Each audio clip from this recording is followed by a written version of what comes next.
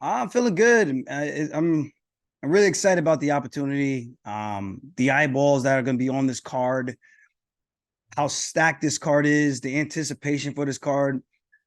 Boston hasn't had a pay per view in a very very long time, and it's cool to be going to Dana White's backyard and bringing in a good show. So we're the headliners. We get to end the night, try to end the night on a high note, and it's an opportunity for me to really make more history, get another bag, and rob the bank. So I'm looking forward to robbing the bank against Sean O'Malley and showing Mr. High Fructose Corn Syrup why there's levels to this game. Does this feel like the biggest fight of your career to you, Aljo? Just because of not only a title fight, but against a guy who is really popular and who has kind of been a rival of yours for a while now? Biggest fight. I'm gonna say the biggest fight had to be Cejudo in the sense of accomplishments, but in the sense of eyeballs. A lot of people care about this guy, Sean. Mostly these Fortnite players, and unfortunately, I'm gonna have to end their game really early. So I look forward to that on August 19th. Are you surprised or not surprised at all? You're a decently heavy favorite. I mean, it's not like it's a pick 'em fight. I mean, you're a pretty solid favorite, Aljamain. I don't look at the odds, man. The odds are dictated in the training room, and we've been putting in a lot of work, a lot of time, left no stones unturned, and I think that's going to make sure these odds are going to be in my favor coming into the night on August 19th. Do you think it'll be an extra sweet victory for you, Aljamain? And do you think after the fight that whatever issues you guys might have had in the past that'll all be settled inside those 25 minutes of fighting or less? That's usually what happens. We'll see. We'll see what type of emotions happen after the fight. We'll see how the fight plays out. We'll see if Sean tries to poke my eyes out the same way he did Pedro Munoz. Um, as I get close, he might get a little frantic and start trying to get away from me. So we'll see what he does, and we'll see how the fight plays out. It's always respect afterwards, but in the beginning, it's it is personal. You're trying to take something from me, and you're trying to do something to me that's not the nicest. So Uh-huh. we're both trying to separate each other from our consciousness. So it's going to be a tough matchup, a battle of wills. Obviously, Sean wants this really really bad to validate himself finally as a worthy person in this UFC bantamweight division. Let's be honest, like the matchups he's had, there's only one guy that he's actually beaten by split decision that's still in the UFC, and that's Piotr Jan. Everybody else, they're no longer in the UFC company. I mean, you can look at my resume; everyone's still here. I beat a lot of good quality guys, and I think that's all got me to this point, made me battle tested. I think that's going to show on the night. Aljamain, and without obviously giving away the game plan here, are you confident in your striking that you would stand up with Sean and you feel like you're not at a disadvantage and you could actually beat him standing up, or do you believe that this has to go to the ground for you to win this fight? Um, I think I could beat him anywhere, to be honest. But standing with him where he has his most physical advantages, which is his height, his reach, doesn't make the most sense to me.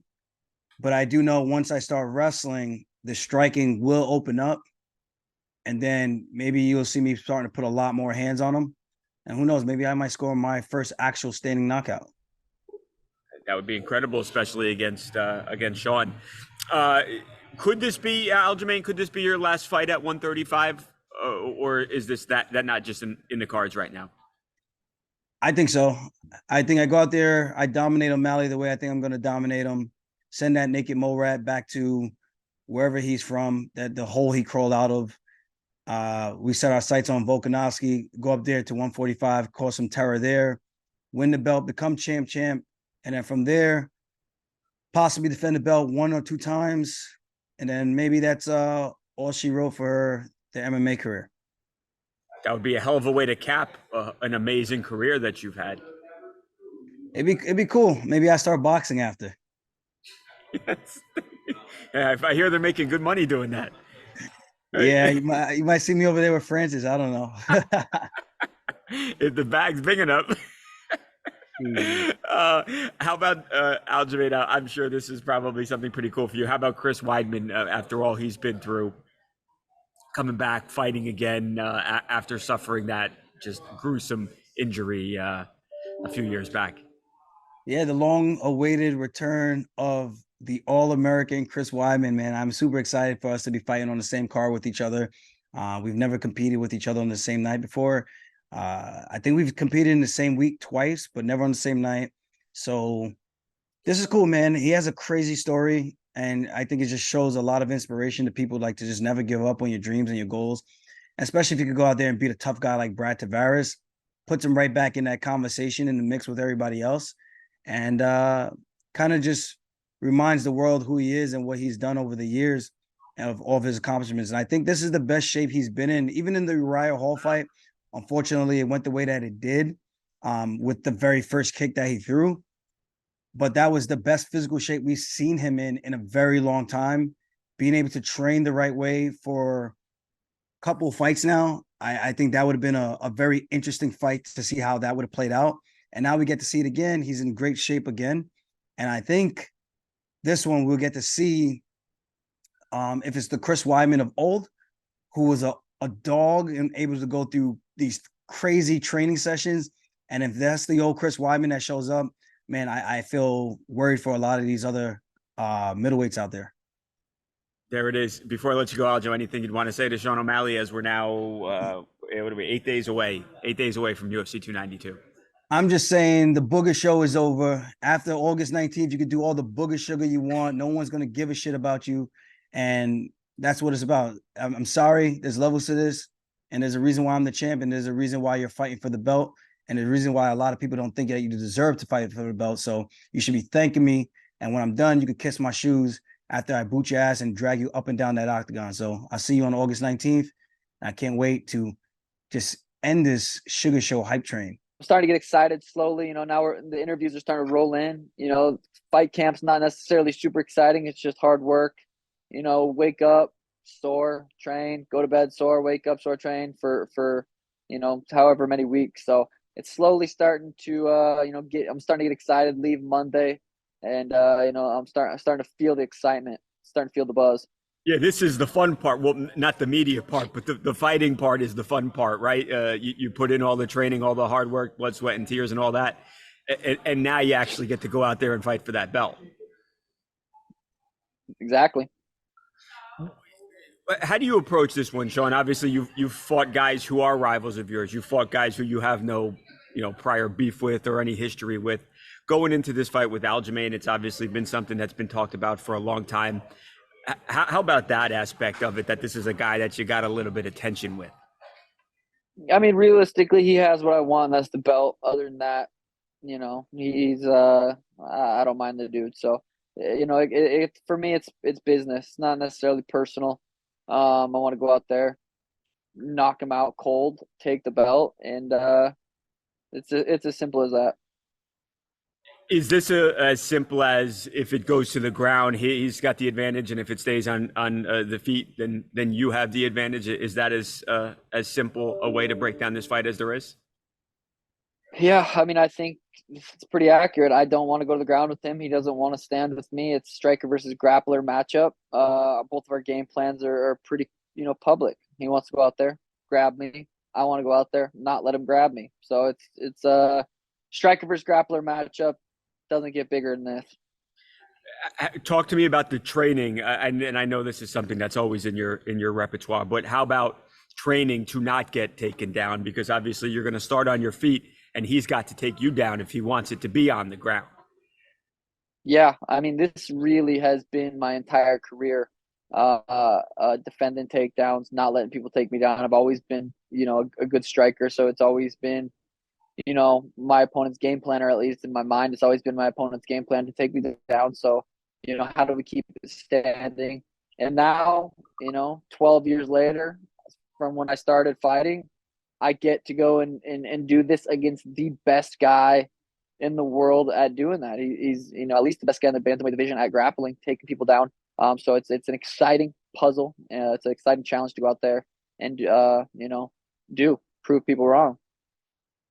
You ever sit back and think about how far you've come over, like you just said, over 10 years since you've been fighting, when the country was introduced to you on the Contender Series with Snoop Dogg and everything we know what happened? You ever like kind of like pinch yourself, like, wow, man, look where I am now?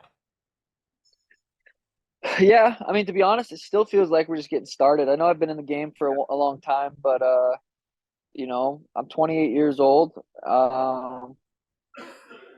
I go out there, knock Aljamain Sterling out. I'm defending the belt in December in Vegas. So for me, this isn't like, once I'm champ, I can, I've done everything I've wanted. It's for me, it's let's keep this going, let's keep this moving. Let's become as big as possible. Make the UFC as much money as possible, in turn make myself as much money as possible. So yeah, I feel like we're just getting started.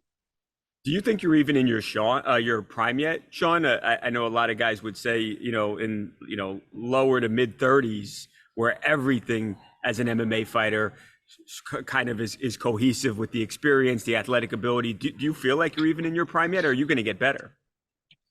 Yeah, I don't think I'm in my prime. I think I'm definitely improving a lot. I'm still getting better for sure. We have so many killers at the gym, so once you stop improving, that's probably when you're starting to decline and get out of your prime. But right now, I'm improving a lot still. I still have a lot to learn. So I definitely don't think I'm in my prime. I do believe Aljamain Sterling's in his prime, which would make it this much sweeter to go out there and put his lights out, while he's in his prime. Do you ever pay attention to and I think you do because I think you're a betting guy, but do you pay attention to the odds and when you see that they've got you as a fairly substantial underdog, does that bother you? No, I think you go out there and look. He's on a 9-fight win streak. He's defended the belt 3 times. He just beat Henry Cejudo, was a 2-time world champion. He didn't even lose his belt. He just retired, came back. Aljo beats him. Aljo just beat TJ Dillashaw, who's also another guy who's in the talks for one of the best bantamweights. So, my best win is against Peter Yan, who's the best, in my opinion, one of the best strikers in the division. And now I'm fighting the best grappler in the division. So, the odds, I don't look at them too much. They don't affect me really. But I'm not necessarily surprised they're like that. What are you going to do with your hair? This is the most normal that I've seen. I've seen the hair in a long time. What are you doing? You got anything planned? Yeah, of course. We're gonna, get it done Sunday.